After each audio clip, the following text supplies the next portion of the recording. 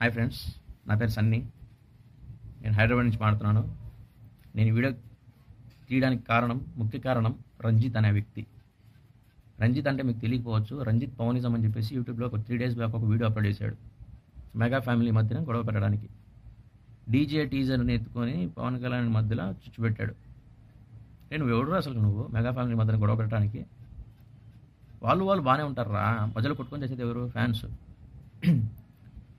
బెంగళూరులో 600 members ఉన్నారని చెప్పినావు కదా మీ పవన్ కళ్యాణ్ ఫ్యాన్స్. నేను పవన్ కళ్యాణ్ ఫ్యానేరా, పిచ్చా ఫ్యాన్ నేను పవన్ కళ్యాణ్కి. పవన్ కళ్యాణ్ అంటే చచ్చిపోతా. పవన్ కళ్యాణ్ ఒకడే కాదు, మెగా ఫ్యామిలీ ఎవడన్నా చచ్చిపోతా నేను, అంత పెద్ద ఫ్యాన్ నేను. నువ్వు ఎవడురా మధ్యలో?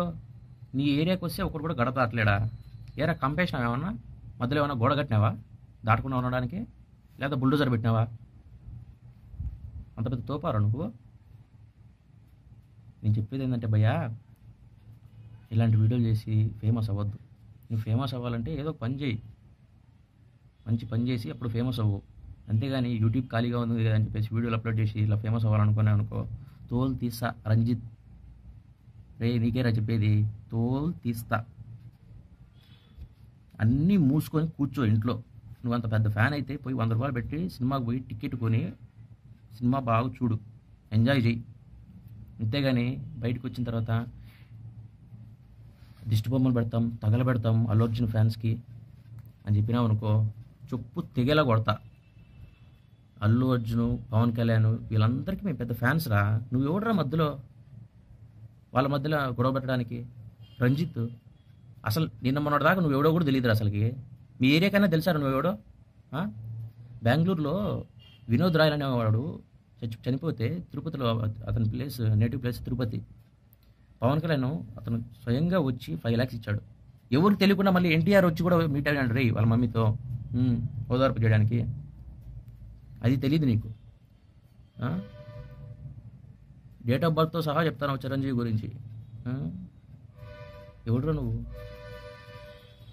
నానా ఈ రంజిత్ పవనిజము, నీ పేరు పక్కన పవనిజం తీస్తా అన్నావు చెప్పినావు కదా, అది తీస్తావో పెట్టుకుంటావో అది నీ ఇష్టం. ఇట్లా ఎగిరాయి మాకు నైనా, ఇట్లా ఎగిరేస్తే మేము గమ్మునుండం. నువ్వు ఎగిరేసినంత మాత్రాన నువ్వేం పెద్ద తోపు కాదు, నిన్ను మించిన తోపులు ఉన్నారు.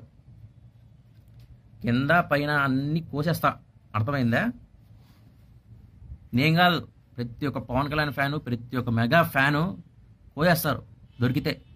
నువ్వు లేవురా, నువ్వు ఇక్కడన్నా హైదరాబాద్లో ఉన్నావని తెలిసింది అనుకో, నాకు నేను లొకేషన్ పట్టుకొని వచ్చేస్తాను నిన్ను. నీ అడ్రస్ చెప్పినావు కదా, ఆ లొకేషన్ పట్టుకొని నాకేం పనున్నా అనుకుని వచ్చేస్తా. నాకేం పని ఉండదు, తింటా పడుకుంటా.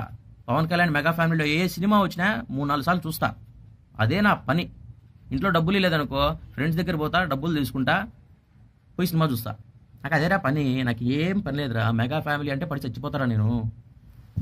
మధ్యలో ఎవడైనా ఫేమస్ అవ్వడానికి మెగా ఫ్యామిలీ గురించి మాట్లాడినాడా?